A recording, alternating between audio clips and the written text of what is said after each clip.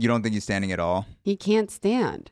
He's literally paralyzed. Is he really? I'm being serious. Oh, I thought you were joking. Yeah.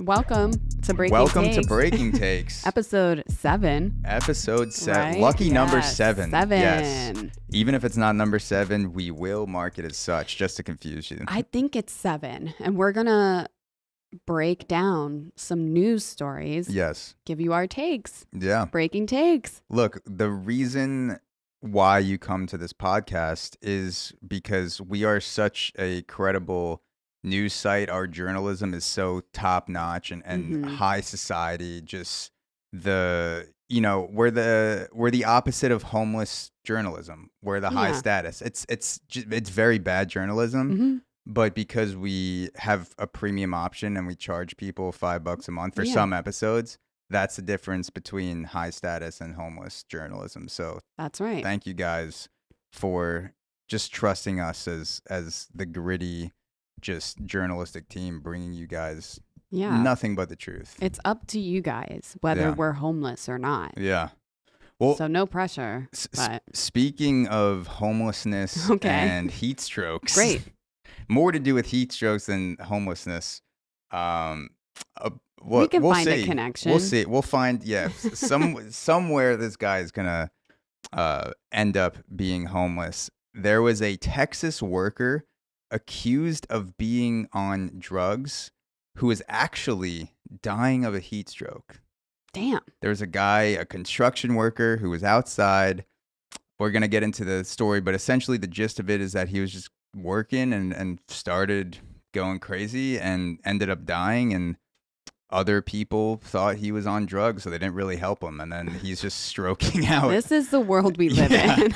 But also like when people should be on guard from a heat stroke, just like I think the hottest month ever recorded was this July, right? Yes, in the globe's history. Yeah, and the fact that people were like, do you think it's the heat?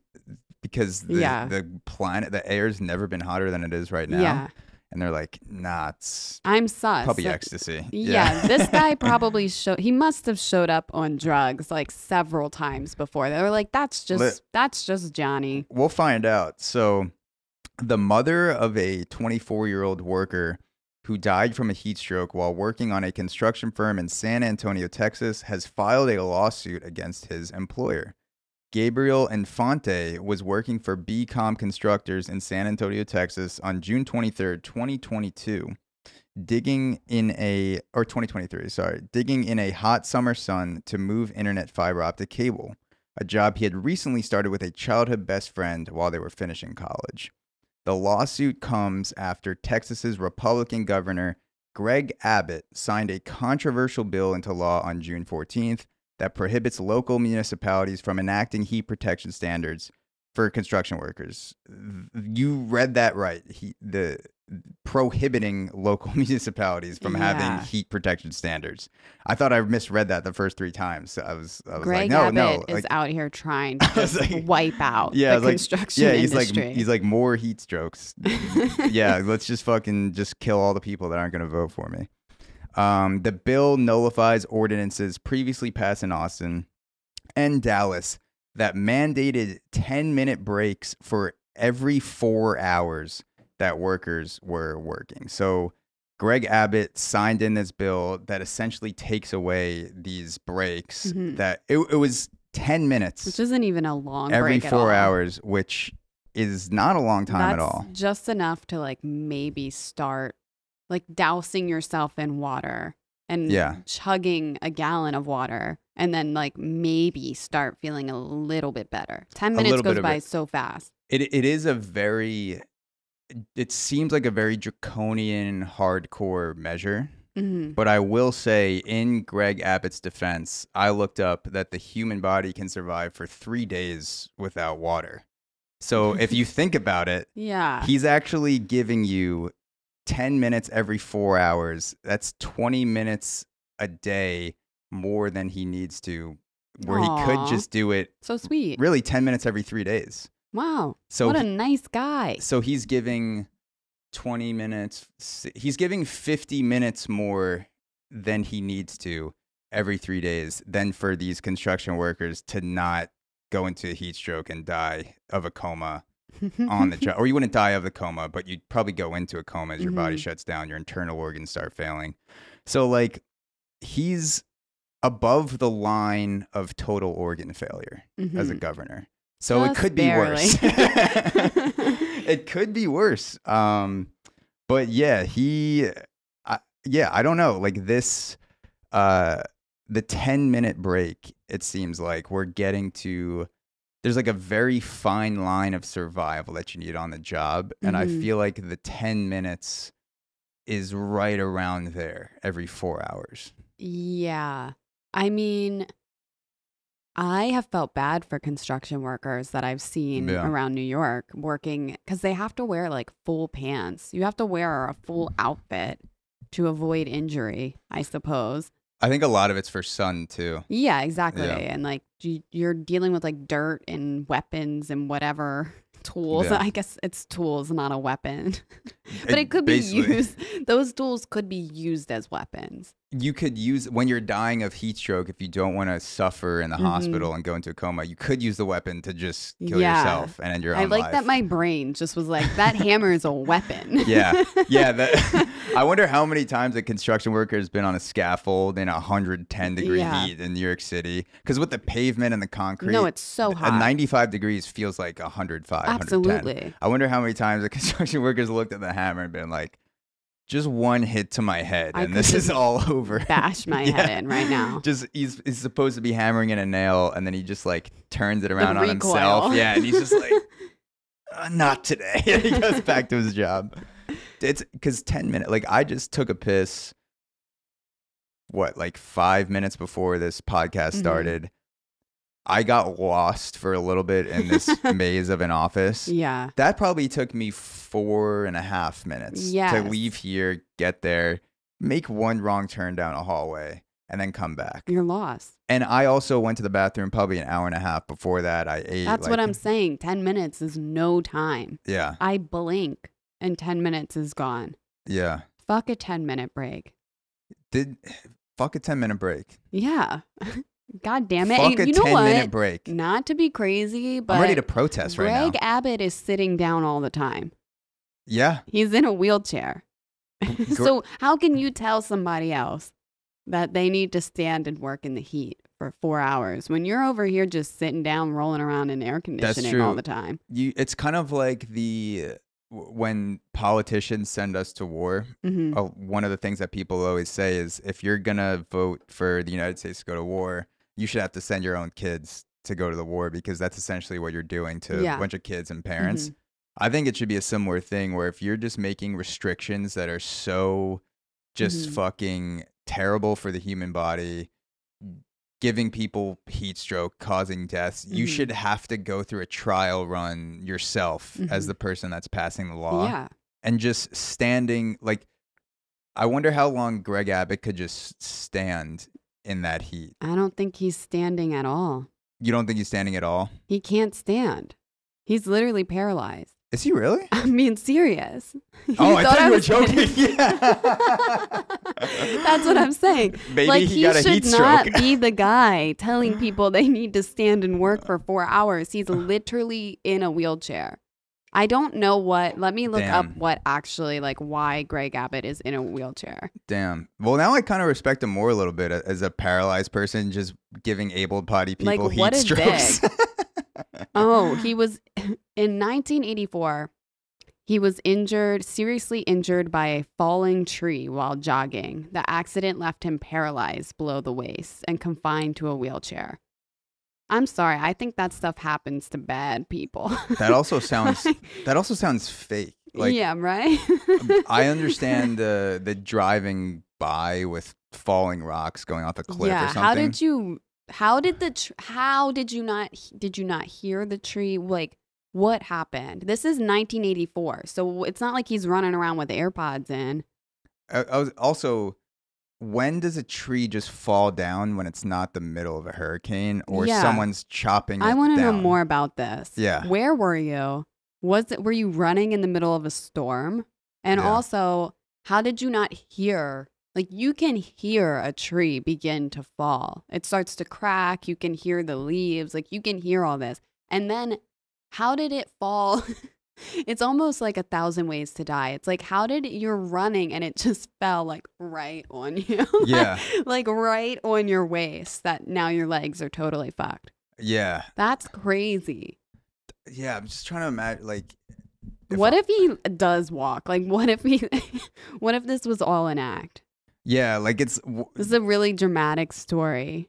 So wasn't there a politician not too long ago that got caught making up his entire resume? Like, where he was going? What's his name? He's from around here. I forget his name, but this is like the extreme of that. Yes. Where he just like he was sitting down during an interview, and another journalist was like, "Oh, like you're sitting like." Is something because maybe he was sitting down for too long, or maybe you know how like paralyzed people kind of sit with their legs closer together, like kind of weird a little bit. Yeah.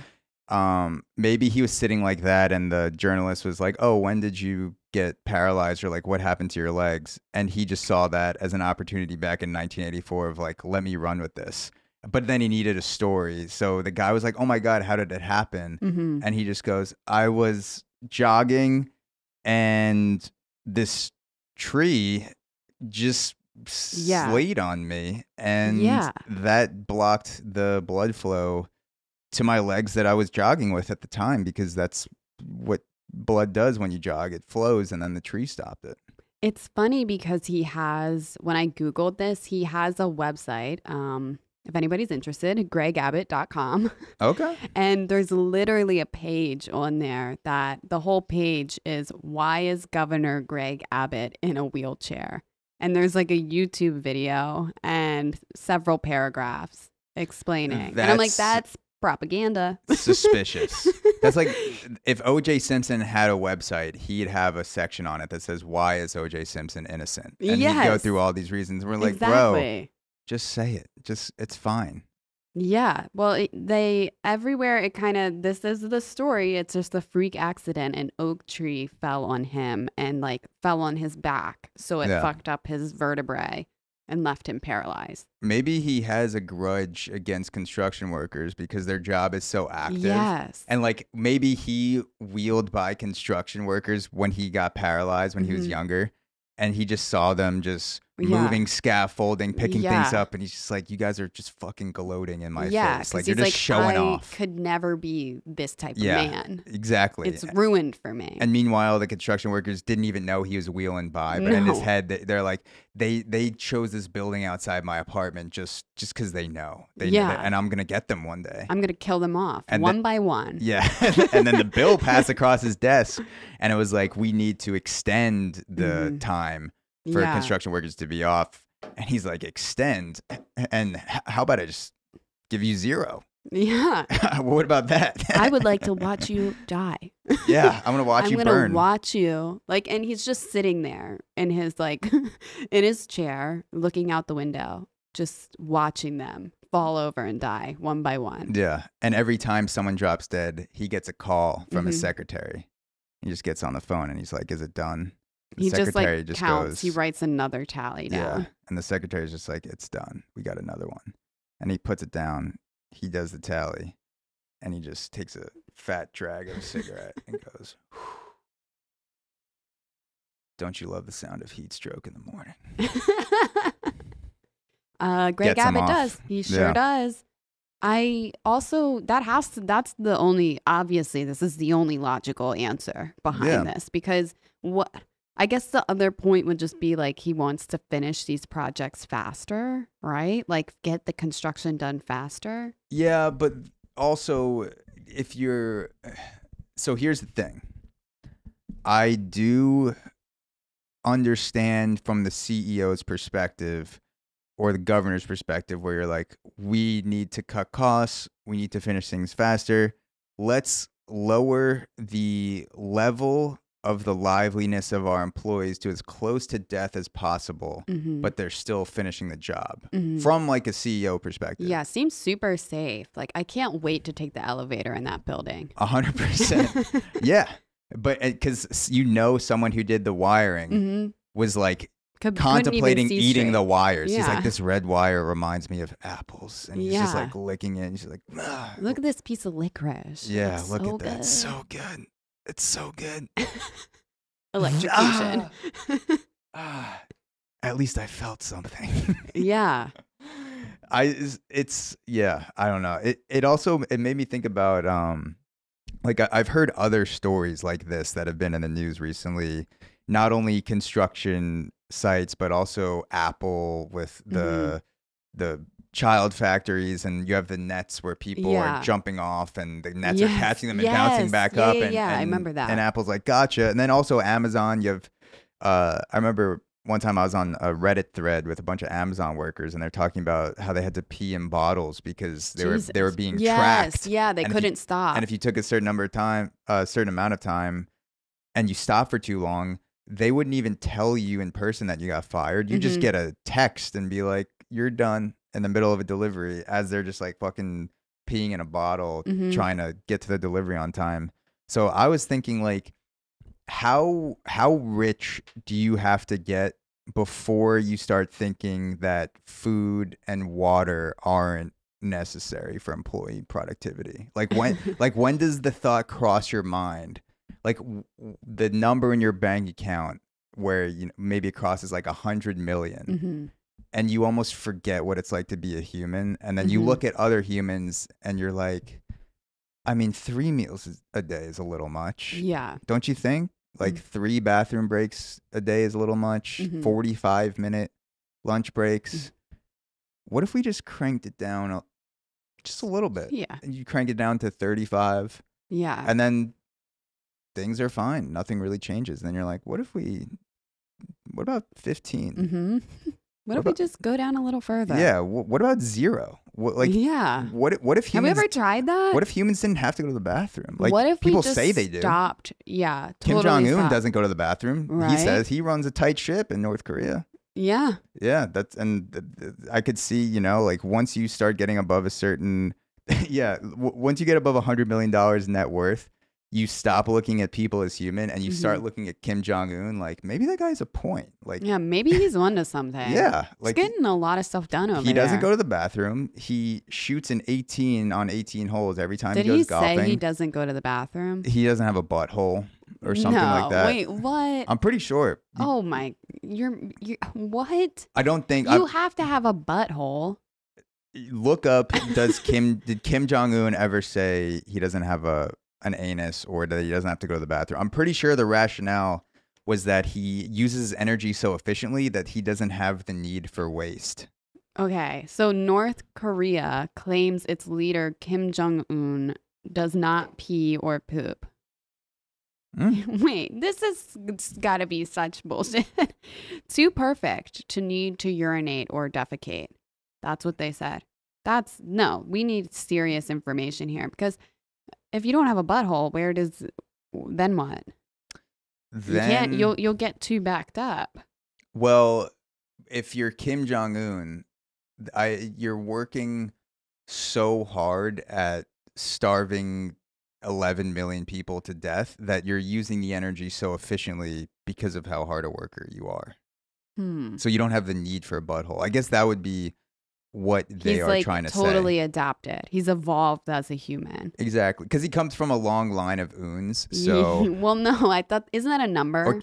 Kim Jong's. Line of Jongs. Yes, because I think the un is a number. Yeah. So I imagine his great-great-great-grandfather had a butthole, but then after that, you go down the evolutionary chain and it closes up a little bit each generation until his son just won't have a pee hole or a butthole. So you are right, though. So basically, North Korea likes to claim to its people that, like, he's so perfect that he doesn't, like, need to use the bathroom. That's, like, how they paint him. Yeah. That is fascinating. It's weird because I often think that shits are perfection when I'm taking You them. feel like a better person. Yeah. That's always how I want to feel. Yeah. There's nothing more satisfying. Do you hear like a crackling in the headphones? It just started to happen. 1 sec, guys. Technical difficulties, people. I still kind of hear it. Yeah. I'll try using a different slot. Oh, is it? No, it's not. It's got to be that. Yeah. Hello. Sounds a bit better. I can't even tell anymore. North Korean spies trying to shut down the podcast. Know. But I was gonna say, like, if the point is that if you don't have to shit, that is the perfect human being. I would not want to be perfect, because there are some shits that are just so glorious that to me that seems perfection. That seems like the epitome of perfection. Taking away like a beautiful piece of being alive. Yeah. So you're just taking that from me. If I didn't have the actual poop, I would still want the experience of like just the feeling, the satisfaction of getting rid of the 5 pounds in my stomach, and it just drops away and you hear the wow. 5 pounds. That's like a big one. Yeah, I would say 5-6 pounds is probably the biggest one that I've let go of. No. I've weighed myself a couple. I swear to God. I'm not joking right now. I have weighed myself before shits when I was in college and a couple times in high school. And I weighed myself after. And there was one where I lost 5 pounds. Whoa. Yeah. Wow. I should try that. Yeah. I should check that out. I think that's better than what Kim Jong-un does. I don't think Kim Jong-un That's why he's looking a little plump right now, is because it's like he's just going to get bigger and bigger, and he's literally going to be full of shit. Yeah. And eventually just explode. Because his butthole is sealed off. Yeah. There's nowhere for it to go. Do you want to hear the details of how how he got to the point where he was stroking out? Yes. The construction So guy. this is basically like the play-by-play. So according to the lawsuit, Infante began exhibiting heat stroke symptoms, including confusion, altered mental state, dizziness, and loss of consciousness. His friend and coworker, Josh Espinoza, began pouring cold water over him, trying to cool him down. A foreman insisted Espinoza call the police, claiming that Infante's bizarre behavior was due to drugs, and the foreman pushed for a drug test when emergency medical services arrived. Upon arrival, pushed for a drug test. On the day of the incident, temperatures in San Antonio reached in excess of 100 degrees Fahrenheit, with humidity levels reaching as high as 75%. Infante later died in a hospital from severe heat stroke and had a recorded internal temperature of 109.8. Damn. The CDC states that a body temperature over 103 is the main symptom of heat stroke. So I love how the boss or the foreman, whatever the name is for the head construction guy. Yeah. He just sees a worker just drop and just start seizing out on the ground. That happens all the time. His coworkers are splashing water on his face, like pleading for his life. Like, no, please come back. And that son of a bitch is on drugs. And yeah, the foreman's just like, there Josh goes, getting high again. Stupid. Drug test him. Before you put that tube in his throat, make him piss in this cup right here. Make him piss. I know this isn't an official Gator like piss test thing, but just make him piss in this Gatorade cup right here. Yeah, that's why I'm saying this guy might have had a history of passing out due to drugs. But either way, even if you're on drugs, like the right thing to do is obviously to like cool this person down and not let them die. Is usually what you would want to do in that situation. But clearly this contractor or the foreman, I've never used that word before except for like a grill. Yeah, it sounds more official than it actually is. Yeah.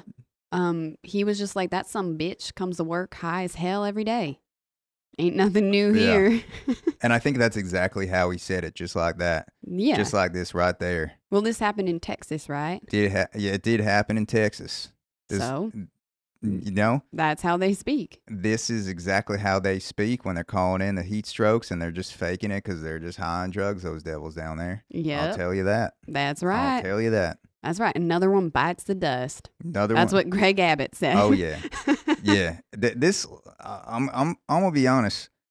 When I talk like this for more than 30 seconds at a time, I feel like the amount of the percentage of racial slurs coming out of my mouth increase exponentially because I just feel racist. Yeah. I just feel like just talking like this. I just like feel I'm like, what am I becoming right now? You're method acting. Yeah, I'm becoming too close. I'm too close to it right now. I want like a big belt buckle. Yeah. So something to hold on to. Oh yeah. And a hat and some boots, some lifted cowboy girl boots. Yeah.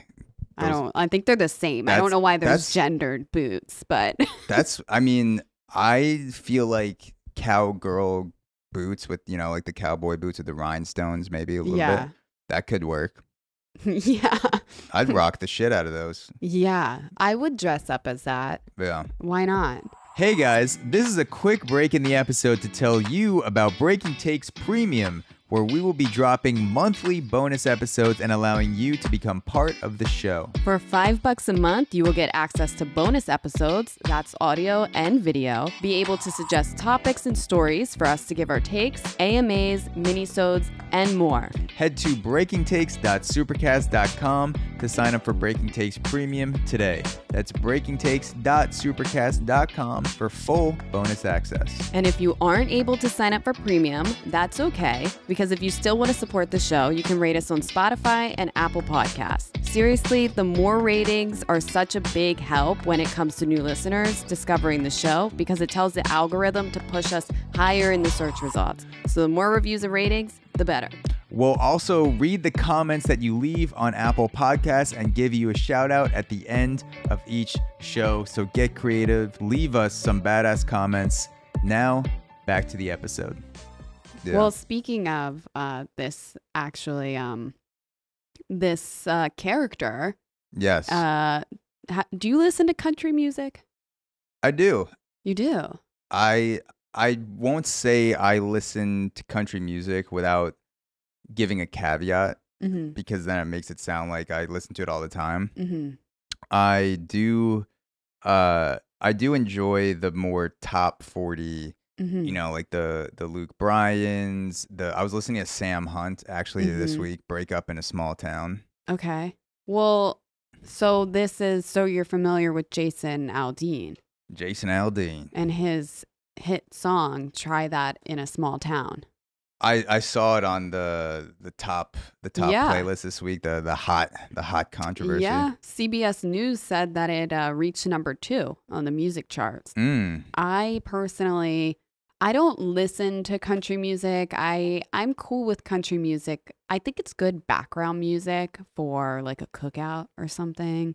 But I've never actually just like sat. I mean, maybe when I was young, I did, because I grew up in a small town. Yeah. So this song, I'll read some lyrics to it in case you're interested. So yeah, let me get my country mindset. Sucker punch somebody on a sidewalk.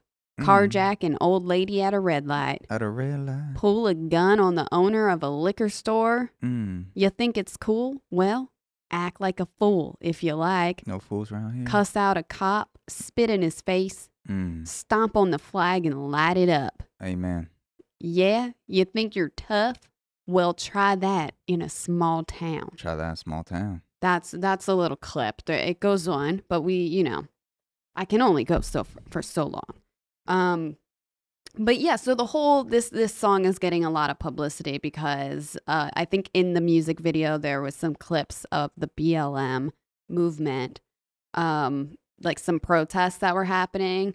So okay. Are you like a montage you're saying? Yeah. Okay. Like they took some clips from Fox News, and Fox News actually didn't give them permission to use these clips, so they're not in the video anymore because the clips are the clips, like it's real footage from, the protest and stuff. But he was using these clips to kind of like create some controversy. Basically, like, I mean, you heard the lyrics. I would say all those things do happen in the city. Yeah, the robbing the liquor store. You're not wrong. For sure. Sucker punching somebody on the sidewalk, it does happen. Yeah. Seen it happen on the subway. Exactly. For sure. So I'm like, none of these lyrics are wrong, but I really love I love this controversy because I'm from a really small town. So I feel like I have kind of both perspectives of being from a super small town, and I loved growing up there. I wouldn't want it any other way. But now living in a city, and it's really interesting to me because I don't understand why we're at this war, this like small town versus city war. Yeah. Because I'm like, okay, like try to keep a secret in a small town. Try to date somebody that you haven't known your whole fucking life in a small town. Like there are a lot of drawbacks to small towns too, right? Oh yeah. So that's what I just thought was so funny because I'm like, okay, try to see a concert in a small town. Yeah. Try that. Yeah, it's like try to whisper in some girl's vagina while you're going down on her in a truck in a field and not be the talk of everything the next day. Exactly. Try to find food after 9 p.m. in a small town. Nope. Bars close at 1. No. In a small town. You're not finding any good Mexican food around there. Yeah. They don't even have Mexican food in a small town. Good luck. Interesting. So do you think he should have balanced out the song a little bit? Maybe like a B-sides track, like part 2, where it's like try this in a small town, but it's just the opposite of like all of the negatives of what happens when you grow up in a small town. Yeah, exactly. Or like now he needs to come out with a new song where it's like try that in the city. Yeah. Try wearing like your Confederate flag in the city. Try holding a door open for someone in the city and getting a thank you. Yeah, good luck. You're not a person. Exactly.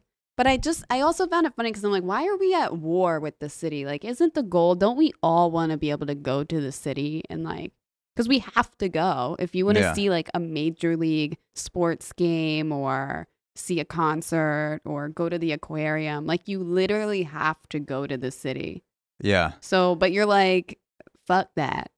Try that. Try doing all that up in my town. It's just like, why are we at war with each other is my question. Yeah. I feel like, so in the video, you're saying like while he was singing this, there were montages of the riots and stuff like that from back in 2020. Yes. Yeah. I'm just like, I feel like a lot of I mean, I didn't grow up in a small town. Mm-hmm. I grew up in a mid-sized suburb. That doesn't sound good for a song title. Try that, a mid-sized suburb, about 30,000 people. Yeah. 9 temples. Whoa, 1 church. Whoa. Oh. That's good. Came in with that Hannah Montana. Yeah. Whoa. But I feel like he's missing a through line that could connect BLM and all the protesters and the riots with the type of energy in the small town, because you do have like BLM is basically like they saw the things that are going on to black people. You see the cop, you see George Floyd, you see like all these things, and you're like, no sir. Yeah. In a small town, you break up with someone and they're talking to another guy the next day. You can't and you walk cheat on into your a bar wife. and Good luck. And you see her talking to another guy and you're just like, no sir. And like you go up and you just fucking deck him, right? Like a BLM protester. Maybe probably they feels need like to decking a adopt cop. some of these things. I think they should start recruiting forces from BLM, bring them into small towns to help quell, this some is of literally these. What we need. I mean, we need that. We need some of that energy in the city, and then we need some of the city energy in the small town. Yeah. I want to go back to my small town and have a bomb-ass cantina where I can have a nice margarita. 100%. I don't want to have to drive 30 fucking minutes down the highway just to get some queso. 100%. 100%. I feel like that is it's a very acceptable thing to want. That should be a widespread thing, is that they're just the cantinas all over the place. You don't have to drive a long distance to get them. Exactly. But yeah, it does feel like there's some sort of energy that could align, because I get what he's trying to do, like from Jason Aldean's perspective. I haven't seen the whole music video. I've heard the song.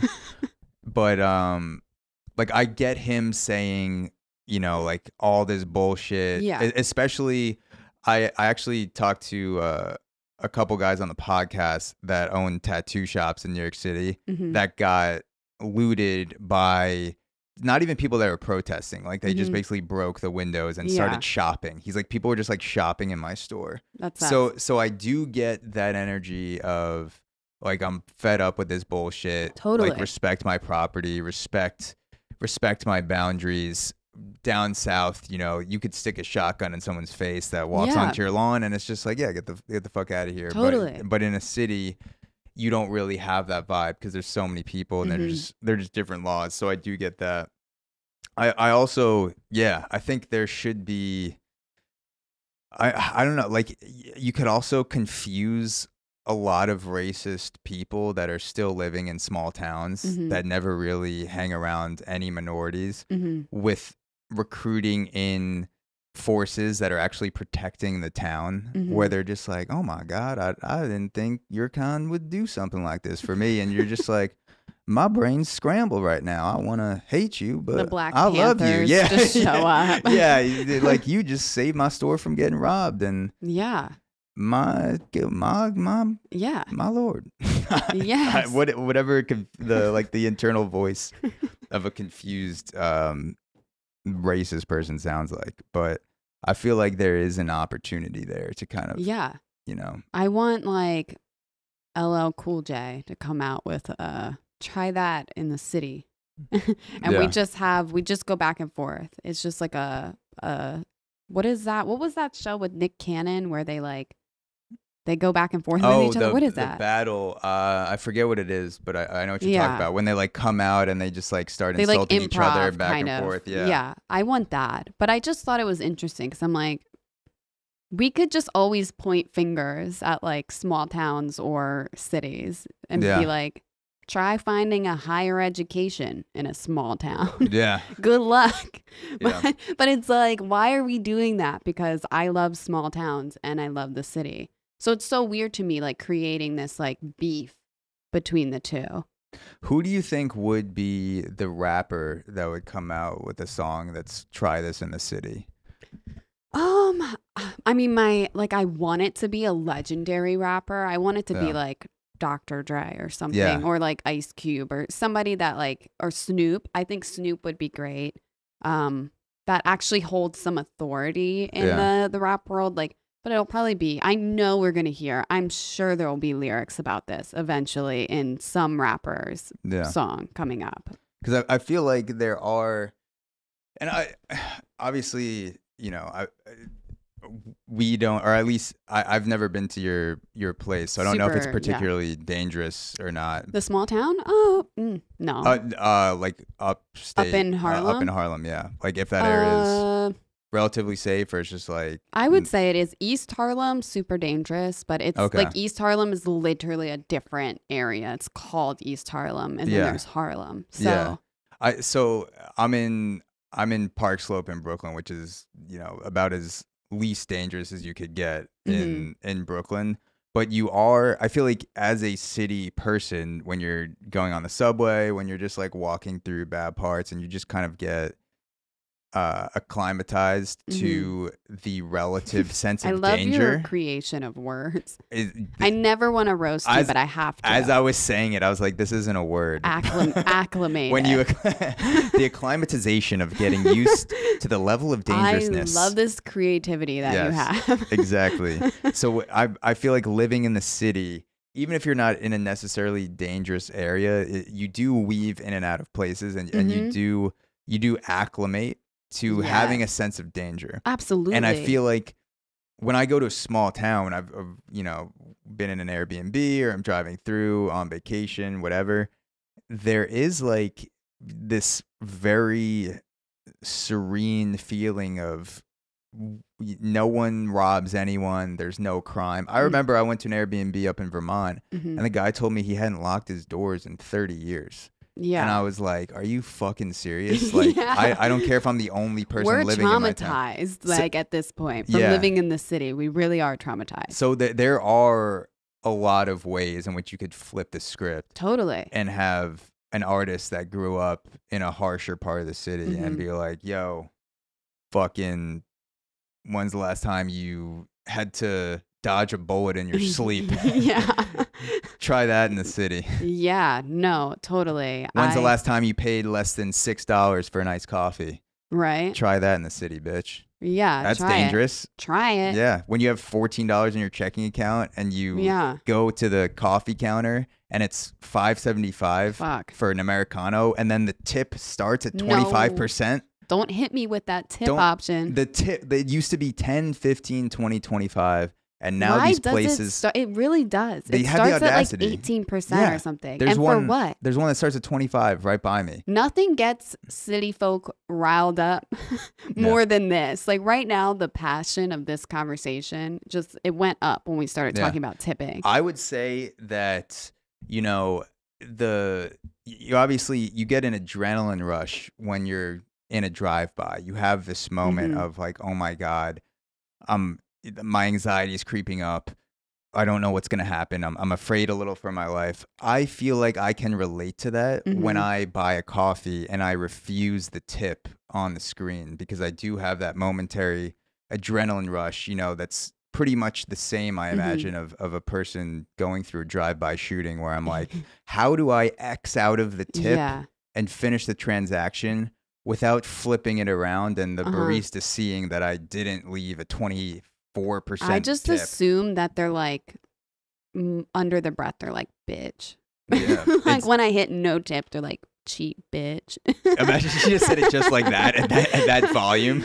I would laugh. Fucking whore. If somebody said that out loud, actually, I truly would laugh. Or the iPad is rigged to say that when you tap the lower tips, where it just goes like, cheap whore. Wait. I didn't. Cheap whore. Cheap. It just like this song starts and the source is like, cheap fucking whore. Cheap whore. It's dangerous to live in the city. This actually is what's going to heal the small town and the city war. We all can get behind fuck the tipping system. Yeah. I'm not tipping you for handing me the pizza that I ordered online myself. It's ridiculous. And then walked up to the cashier and gave you my money for the pizza. And you're going to ask me if I want to tip you?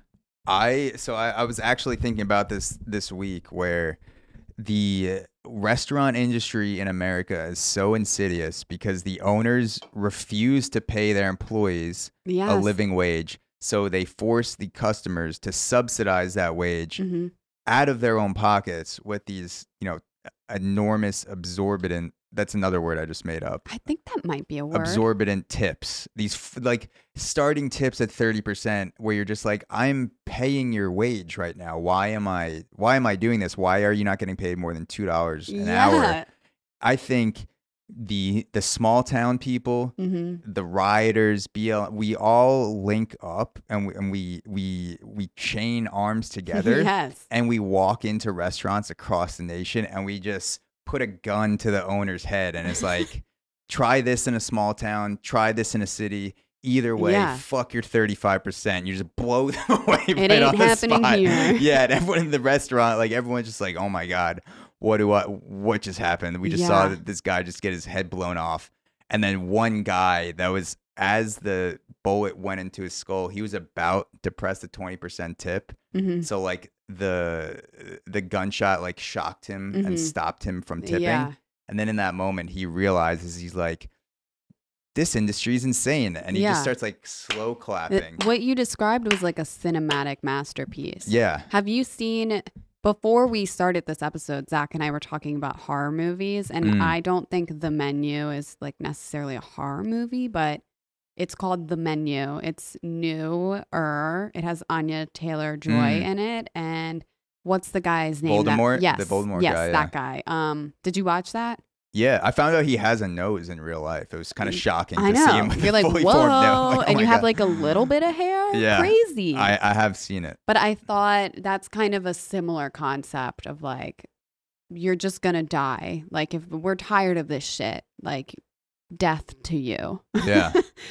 100%. 100%. Like that, having The Menu, but the barista version of that. Yeah. Where you walk into a coffee shop and they give you just an espresso over ice, and the tip starts at $60. Oh my God. And you're just like, what fucking insane horror flick did I just walk into? This is a nightmare. And then everyone just acts like everything is normal until that one girl stands up like in the menu and she's like, you're all fucking insane. Yeah. This is getting out of hand. And we all unite together small, because like everyone else in that setting is probably going to be from the city, but like she's the small town girl that kind of like gathers everyone together. It doesn't work out so well in the movie. I won't spoil it. It works out for her. Yeah. Not so much for other people, but she could be like that small town influence that unites people from the city. And it's like, look at all these tips. Like you're making $120,000 a year, but you're actually making $14,000 a year because you don't realize how much you're tipping every time you buy an iced Americano. It's crazy. I don't feel bad when I hit that no tip button. No, I like it. I do feel like I genuinely do wonder. I think I'm such an empath that I do wonder, like, what is this person thinking on the other side of the register? Do they think I'm cheap as shit? Are they like, fuck, like, I'm not making any money today? Or are they like, doesn't even matter. Like, literally doesn't matter to me. I usually press 0 and then I blow them a kiss. And it turns into a middle finger. Yeah. Yeah.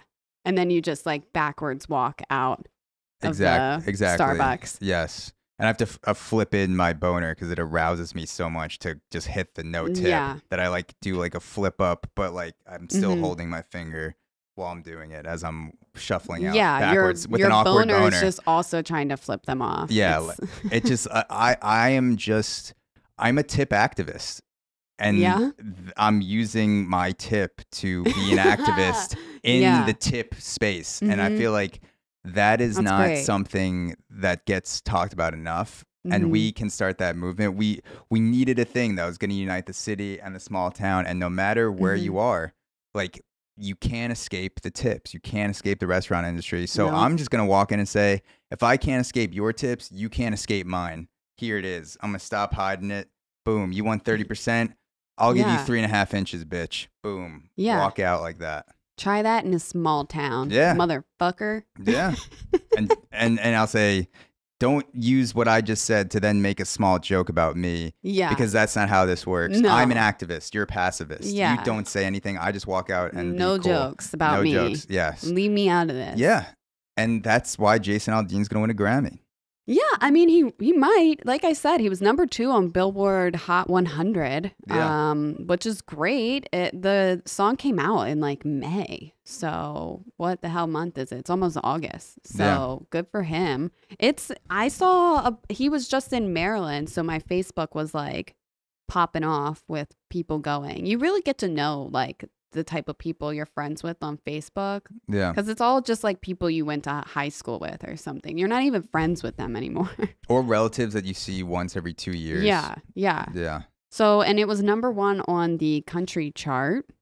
He himself is ranked at #3 on the Hot 100 artist chart. So it seems like things are working out great for him. Yeah. So he's definitely killing it for sure. Yeah. I mean, he has a good plan. I guess the plan like to like cause like an uproar kind of always works, right? With getting publicity. Yeah. I mean, part of me wonders, like, did he just, because it sounds like if the BLM clips weren't in the video, that people wouldn't listen to the song and go, this is absurd. Yeah, but because the BLM clips were in there, I wonder if he just threw it in. And after was like, whatever, we could just release a new video. We don't have to include that. We'll just get the people talking about it. Yeah, so he has a tweet. Oh my God, it's so long. This came out July 18th. He tweeted this. It said, in the past 24 hours, I have been accused of releasing a pro-lynching song, a song that has been out since May, and was subject to the comparison that I was not too pleased with the nationwide BLM protest. These references are not only meritless, but dangerous. There is not a single lyric in the song that references race or points to it, and there isn't a single video clip that isn't real news footage. And while I can try and respect others to have their own interpretation of a song with music, this one goes too far. Which, I mean, there isn't any race in the song. That's true. Yeah. But I guess then it's like, why? I mean, BLM, it literally is black. That's a race. Yeah. Black Lives Matter. In the video. Yeah. So I'm just like, that is a race. We can't ignore that. But yeah. Yeah. So it's like, if you just left that out, like none of this would be happening. But the thing is, then it's like, then this song wouldn't be as popular. That's true. So it's like, what, are we just all little pawns in this game? I constantly feel that way. We're just a little pawn. I bet you Jason Aldean and BLM organizers were just like at a cocktail party and thinking of ways to get both publicity. Yeah. Like Jason Aldean's, like we'll find out 2 weeks from now that like Jason Aldean and the heads of BLM were in a book club together and have been for the past 2 years. And Jason Aldean showed them the song and they're like, that's great. They're like, that's gonna. But if you want the eyeballs, and if we, if I don't say so myself, throw in some I Can't Breathe, throw in some George Floyd, see where it leads, blow it up on social media. We'll come out at you like kind of like two fighters before a fight where they're like, well, BLM will talk shit about Jason Aldean, Jason Aldean will talk shit about BLM, but behind the scenes we'll just be like, money bags, bitch. I think that happens a lot. Yeah. Yeah. Especially like the Jake Paul, Logan. I guess Jake Paul more recently with like the shit talking with boxing and celebrities. Yeah. And stuff like that. I know it's not the same thing, but just like, I do agree with you that there's a lot of shit talking that is a veil for business partnerships. Absolutely. Yeah. So I'm constantly like, I'm always trying to read between the lines of like what actually is going on here. Yeah. Because we all just go along with it anyways. Yeah. But yeah, that's my story. Good for you, Jason Aldean. We'll find out that Jason... You're making a lot of money. Jason Aldean is a BLM organizer and whiteface, has been this whole time. So speaking of, I guess, intimidation or, like borderline... asshole-ish and intimidating behavior, kind of like with this whole back and forth small town, big town situation, small town city. There's a new trend where Gen Z women are painting on quote unquote unapproachable makeup to reject men. I think that's great. And Gen Z is younger below than us, right? Yeah, like 18 to 24 now or something like that. Yeah. 18 to 27. So we're in the beginning of millennial because you're 29, 28. Yeah, we are millennials. Okay. We're just, well, technically I might be a zillennial because we're kind of like the cusp generation. Okay. Like 1995, 94, like we're all kind of in that cusp of a change because there are like elderly millennials that are like 35 like almost or something. 40, yeah. Yeah. Because I'm just saying that because I don't feel like it's a huge age gap between us and the start of Gen Z. But it feels like it. Yeah, it feels like a fucking chasm. Yes, they are so different than us. I simply don't understand. Like the way they use social media and just their lifestyle is very different than a millennial. Yeah. So I get offended when somebody's like, "Oh, you're Gen Z." I'm like, "No, absolutely bitch. Not." Yeah, I wear regular I wasn't makeup. an iPad kid, okay? Yeah. I remember dial-up, okay? Yeah, I remember being bored. Yes. We got to actually going outside. Remember, you would ask to leave the table, and your parents would just say, "No, not yet," and you just sit there staring at an empty plate, being like, "Why are all these adults talking and I'm still here?" And then you had to just eat that for 20, 30 minutes and then go to your room. But Gen Z, it's like, I'm bored. Here's my phone. Here's my iPad. Like whatever thing. Like you don't. I feel like we grew up better because we know what it's like to be bored and sit in that stillness. No, I'm so thankful that we grew up actually going outside and not having access to iPhones and all of that. I think that stuff is making us all mentally ill. Yeah. I think that's, if Gen Z was bored more, they would be, I mean, it's also a systemic thing too with the technology companies. And I couldn't imagine being on Instagram. Yeah. I have cousins that are 11 years old and on fucking Instagram, or they have iPhones in their hands when they're in 4th, 5th grade. And just as a side note, like I can't even begin to imagine how different my brain would be and my social interactions if I was posting, worrying about what the rest of the world was thinking of me from 10 years old. Yeah, Got on Instagram when I was 19. Yeah, I didn't even have an iPhone until I was 18. Yeah. I was there with that QWERTY keyboard. I had the clacking. I remember I had the flip phone, like the LG flip phone when I was in 9th grade. I had a Razor, a BlackBerry. Hell yeah. And then I think maybe sophomore year of college, I got an iPhone, and that was like my first like smarty pants, like smartphone. Yeah, well, BlackBerry was pretty like legit back then. I do miss the BBMs for sure. Yeah, they were pretty cool. I'm not gonna lie. I had the chocolate, the LG. I do remember that. You that. would like slide up. Yeah, the sidekick. And the keyboard was like an inch big. It's like so small. All the cool kids had the sidekick when I had my LG flip phone, and I was like, I'm not fucking cool enough. No, I wasn't cool at all. I didn't have access to any of these things. So, do you want to hear how unapproachable these women are? I want to hear it. I want to see it. I'll show you an example. I want to be scared. So, I'm wearing it right now. Okay, jump scare. Yeah. So according to, I think this is New York Post, they're taking a colorful approach to intimidating the heck out of men, determined to dissuade lewd dudes from making unwelcome advances at bars and clubs. Fed up Gen Z bombshells are adopting the viral hashtag unapproachable makeup trend, adopting fierce looks they hope will send wannabe cat daddies running for the hills. I don't even know what a cat daddy means. It works. I assume that's Gen Z for you. We don't even know what the hell they're talking about. I assume it's like a baby sugar daddy. That's what I thought. Like maybe like a young guy that thinks he's a beast, like a sugar daddy in training.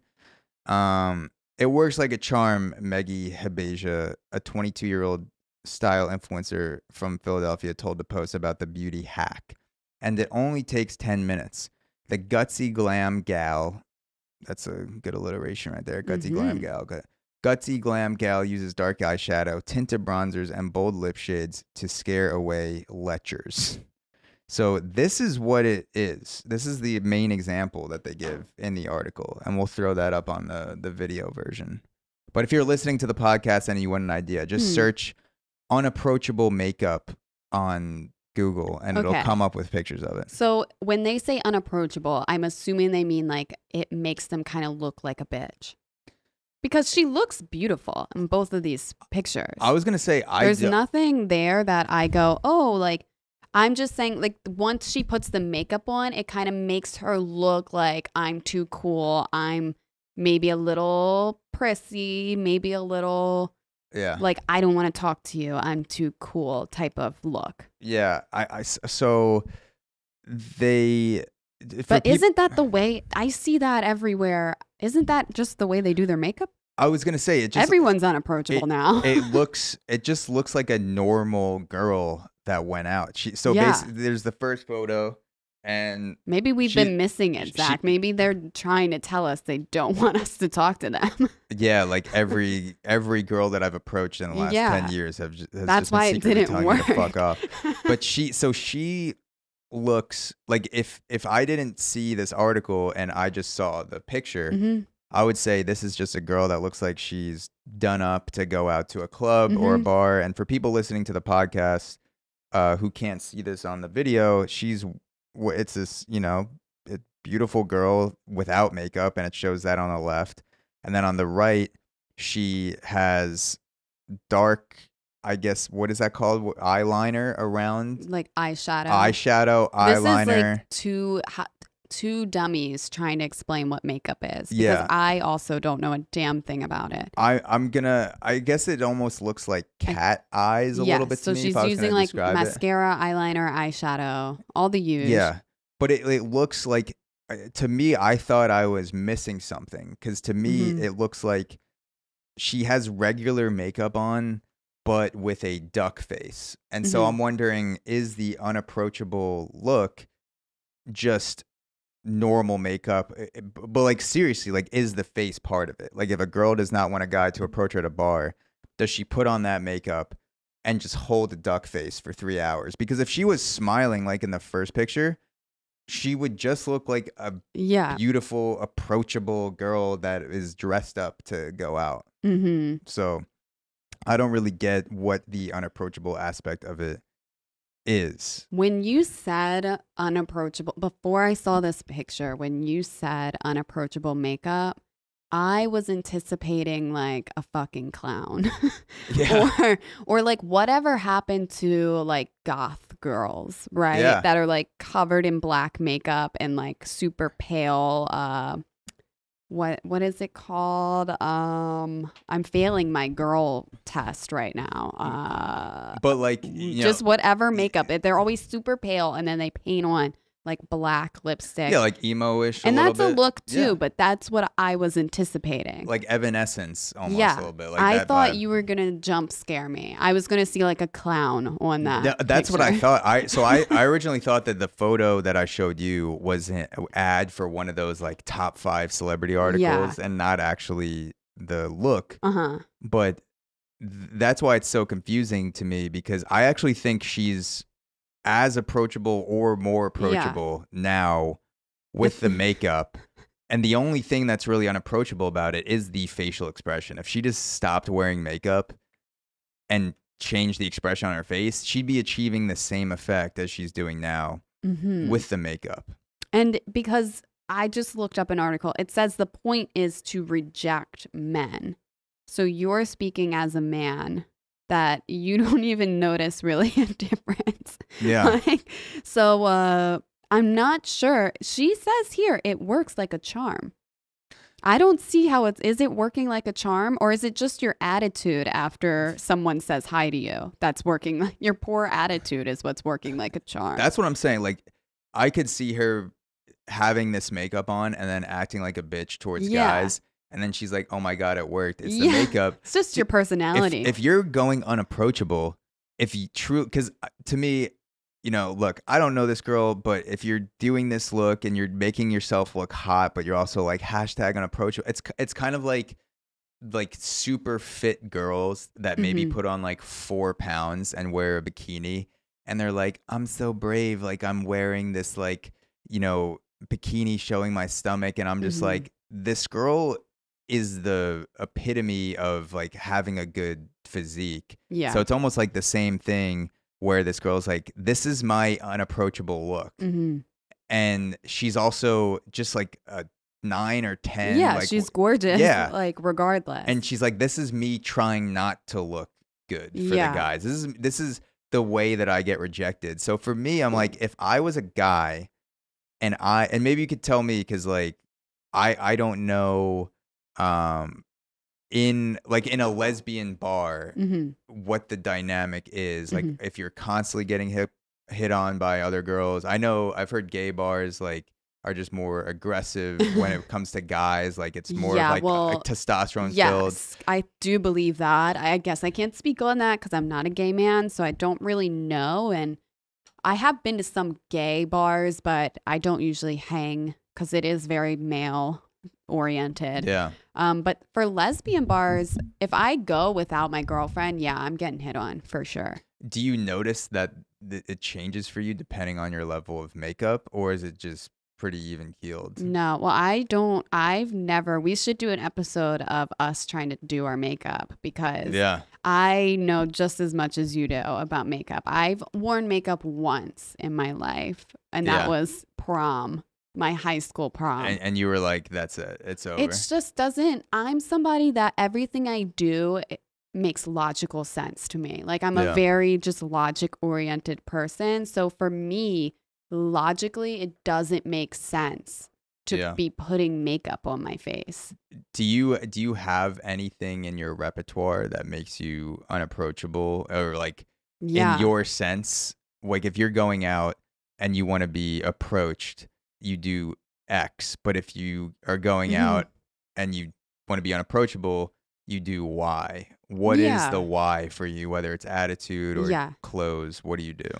I think my energy is palpable. I think I'm somebody that is really capable of controlling the energy in a room. So, I mean, I am always the person that's at a party that wants to make people feel comfortable. So to do that, I'm just going to smile and talk and be friendly. Like if I am not in that mood and I don't like you, I think it's like it's hard for me to describe, but I'm not going to be like a bitch. I'm just going to be cold. Yeah. Like, but there's nothing that I'm wearing. I mean, some people might look at me and not want to approach me in general. I feel like, that. I don't know whether that's a boy or a girl or what. I've never seen a lesbian in a small town before. Yeah. What are you? What are you? So, yeah, I mean, I think that can just by existing, I think I can have that effect. But in general, I think, that's why I'm just like, I think it's just your personality. Yeah. The shirt also too, because it says you're too close. I got that's this a good one during to wear out. COVID, and I thought it was so funny because I was like, I just wore this during COVID a lot, and people were like, ha ha, that's so funny. And I was like, no, but really, back the fuck up. Yeah, it's like you're out at a bar and someone comes up to you and they're just like, what's happening? Can I buy you a drink? And you just look down and just like, get it? See ya. Yeah.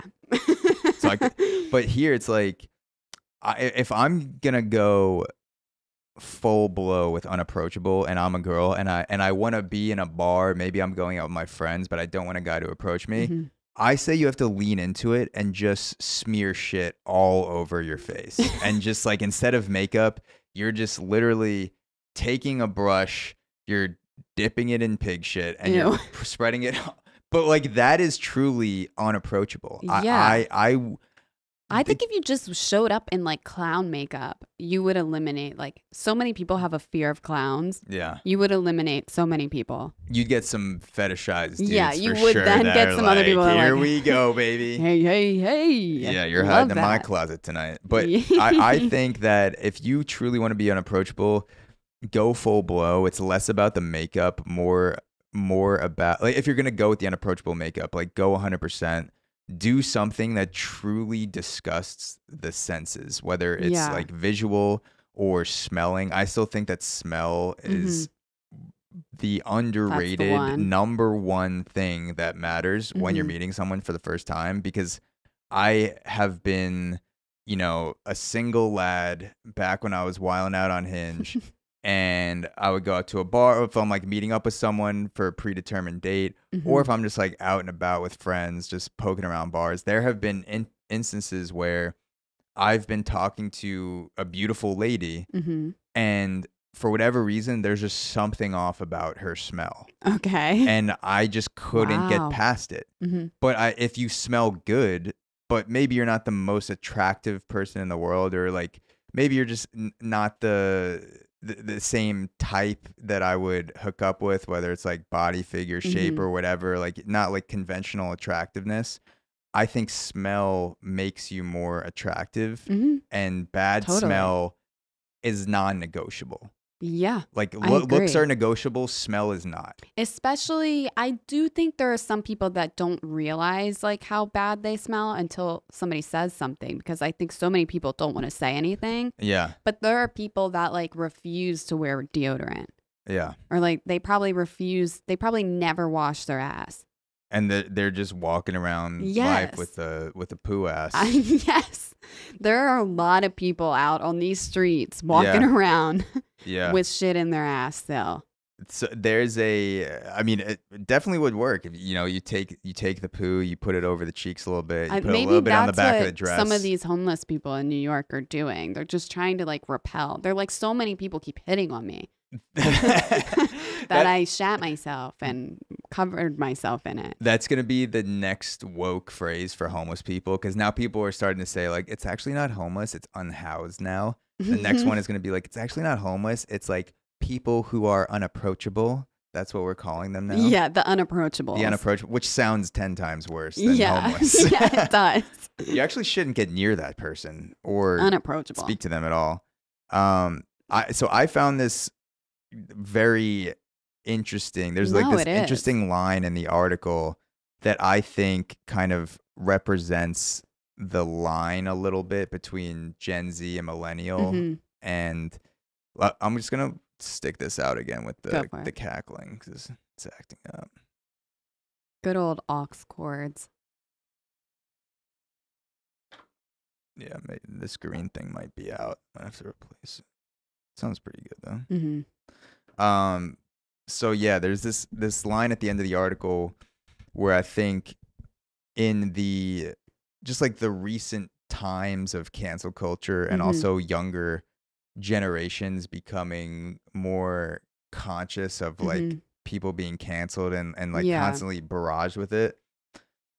This the same girl quoted in the article saying, "Men are intimidated by women in darker makeup," said Habesha, adding that when she's not rocking the savage look, guys harass her with stale lines like, "Let me buy you a drink." So I was like, I love how harassment in the post Me Too era is now stale pickup lines. Like that's the level of like if you're a guy and you're walking up to a girl at a bar and you just go, "Did you fall down from heaven?" And a girl's just like, "What the fuck did you just say to me?" And just get the fuck away like, from "Oh my me. God, like I should throw acid in your face." Like, fuck off. Like what are guys like, what weapons? Maybe that's not the best that's not the best way to phrase it. But like what tactics do guys have left to try to, you know, prove their honor, like their worth to a woman if they're not allowed to give you stale lines? Like she's almost saying like your unoriginality is harassment. Like don't approach me with these stale ass lines like, "Let me buy you a drink." Well, what are you, if you're at, I guess like a lot of it is the context, right? Like if you're at the bar and you're chilling, it's one thing, I guess, if you're like in the middle of a conversation with your friends and then some dude like comes up and is like, "Hey, let me buy you a drink." I guess that's different, but I guess, I don't know. Like if I would love a dude to buy me a drink. Yeah. You know why? Because I'm going to take your drink and then I still am not going home with you. Yeah. And I have that autonomy to do that.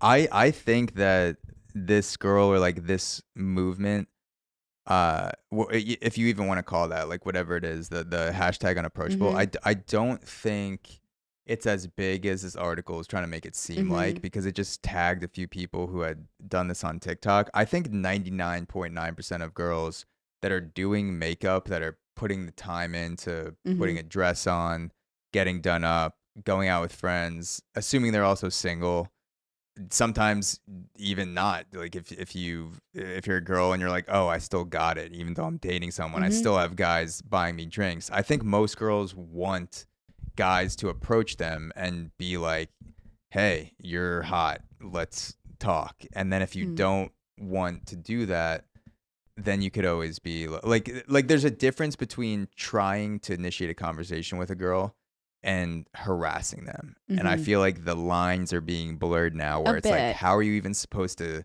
like, approaching is now harassment. That's why I said, like, I find it strange to like, "Let me buy you a drink" if you're like at the club where people buy drinks. Like I bought just people that I became friends with in the night, like, "Oh, I got this round," or whatever. Like it's different, because I was going to suggest where I think a lot of men go wrong is that they immediately start with the like visual stuff. They're immediately like, "Oh, you look good," or like, I don't think girls want to hear that right away. Like, why don't you just go up to them and be like, and just like talk about other stuff? Like, you know, but that's why I'm saying like the buy you a drink, that one's a little bit peculiar, because I'm like, it's a free beverage and you are at the bar. So that's kind of what happens there. I actually, from the guy perspective, I actually disagree with not starting with the looks or something on the surface, because if I am approaching a girl for the first time, and I see her at a bar, I don't know anything about her personality. I don't know anything about what she likes. All I know is what she's wearing and her sort of aura, attitude in that moment. So I try, if I see someone that I want to approach, I try to pick out something about either the place that we're in, like the atmosphere, something physical in the atmosphere. That's good. Or something that the girl is wearing, and legitimately mean what I'm saying. Instead of like, the point. Instead of like, I love your shoes. I've started conversations where we've ended up, having success and going back and, bouncing bodies, as the Gen Zs say. Yeah. Which I hear that all the time. They don't, but I feel like that's, alliteration. Well, it sounds clearly good. they're not bouncing anybody's. Yeah. They're bouncing off people. Yeah. Each other. Exactly. So, but like I've had where I'll go up to a girl and I'll say something along the lines of, I love the style of the zippers on those boots or whatever. I was on the other side of the room, and those boots are electric. Yeah. And if she's like, great. And if she's like, okay, I'm like, no, like I was just in All Saints. I got a pair of boots that are men's, but like similar vibe. And she's like, oh, you go to All Saints? I'm like, yeah, it's my fucking favorite. And then like a conversation like that. You're doing it right though. It's basically just, there's a difference when you can tell you actually at least put like a minute of thought behind what you were going to say. That's all we ask for, is 60 seconds of intention and thought behind it. Because so many men, I mean, I get hit on the streets. Like, I believe it. And that is shocking to me, because I'm like, what more do I have to do I need to put this makeup on, apparently, so I can repel these cat callers. Maybe it's reverse psychology, because they see the shirt and it says you're too close, and they're like, am I? They're like, I could get closer. Yeah. I don't think I'm close enough. Yeah. So it's interesting, but that's what I'm saying, where so many men like don't even think about it. They will say that to any girl that they find hot. They're just like, oh, you look good, or like, let me buy you a drink. And I guess it's more of that like we can tell the difference if you've put actual little bit of thought behind it. Because I would do the same thing. If I see like an attractive girl at the bar, I'm going to probably say something like, oh, I really like your earrings, or whatever, like something that I noticed, and then I might ask about them or something, like to put actual intention behind it. Yeah, that makes sense. I also love the notion of say there's a guy that's a legitimate sexual harasser and is going out that night in his head saying, I'm going to harass someone sexually tonight. That is my goal. He has a to-do list on his board. Yeah, the whiteboard. And it said, meditate, work out, take a walk, sexual harassment. And he's checked off the first 3, and it's 8:00 p.m. and he's had 2 shots of whiskey, and he's taken the F line into the city. And he's like, all right, here's the girl, here's my shot. I like the way she looks from behind. And he turns around and sees the makeup and just instantly goes, oh my God, I can't harass this girl anymore, because she's wearing makeup in a stylish yet cat-like manner. Yeah, like I love the idea like that's going to stop a guy who's set on sexually harassing someone, where he's like, oh my God, like the triangle black corners of her cat-like makeup just instantly changed my mind, and I no longer have the capacity to harass tonight. Yeah, what if so I hijacked your story a little bit, but she also says, nothing I love more than pissing men off, and nothing pisses them off more than when you look so good, they're too scared to approach you. I'm like, what if this backfires one day when she like sees the man of her dreams?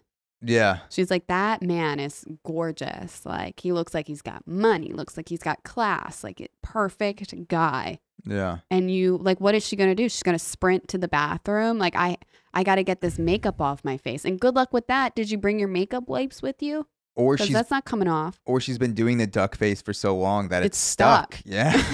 she has become the unapproachable. It's no longer enact. Yeah. And she missed the opportunity with her Prince Charming because she was wearing her male repellent makeup.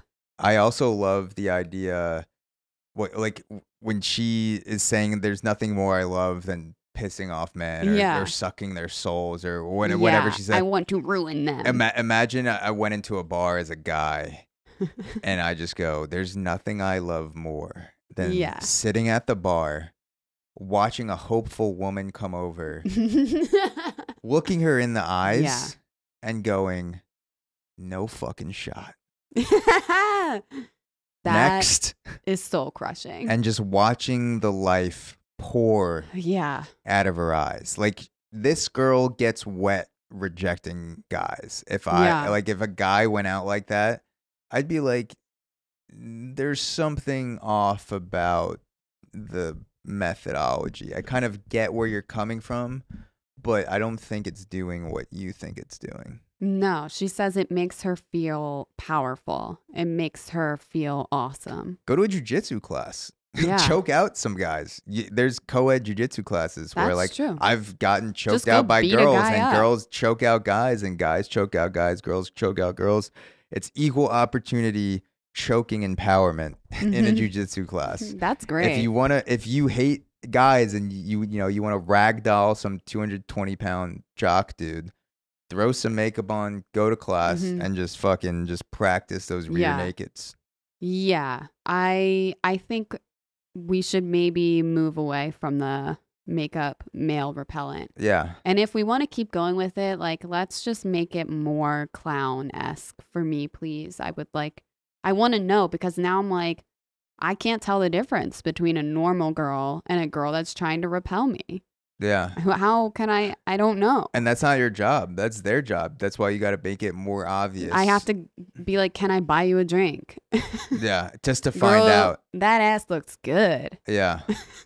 What you got in them jeans? Were you reading my pickup line book? Oh, is that? My notes? I saw that. Did you find my notes in my iPhone? Yeah. Damn, you look good in those jeans. What you gonna do with all that ass? Look at that ass just inside those jeans. Bouncing from chair to chair. God, can I smell that stool?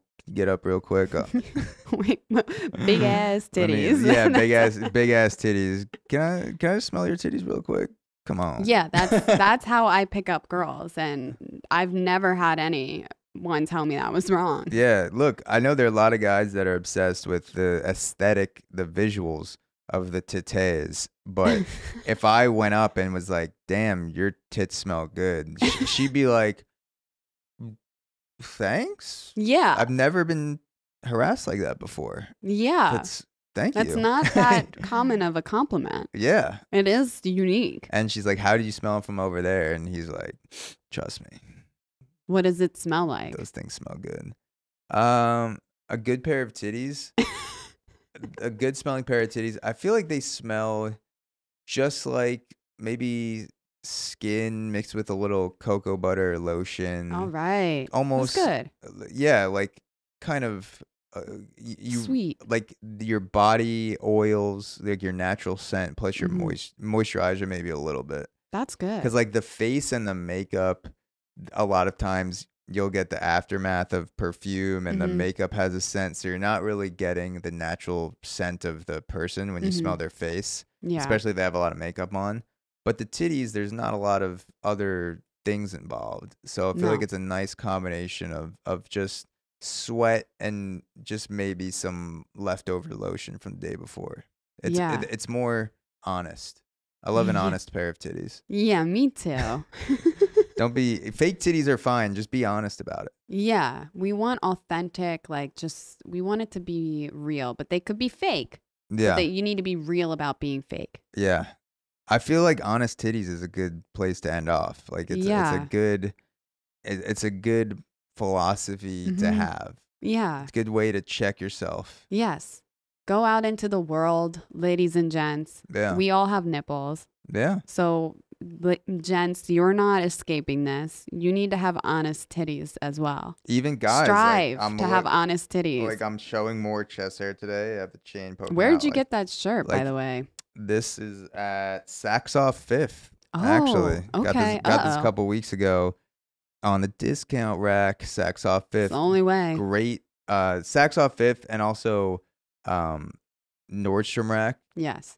2 great places for Some discount items. Yeah, discount like stylish. Yeah. Just like if you want to have like stylish, honest titties like me, Saks Off Fifth, Bloomingdale's, Outlet. Don't pay full price. No, because that's not honest. Yeah, discount. Not titties, honest with your bank account. Honest discount titties are the way to go. You don't want full priced lion tit bags. That's no. We don't pay full price. No, we don't. Yeah. Thank you guys. Yeah, thanks for listening. Stay honest. Stay honest out there with those tatas and with yourself. That's right. We'll see you guys next time. See you later.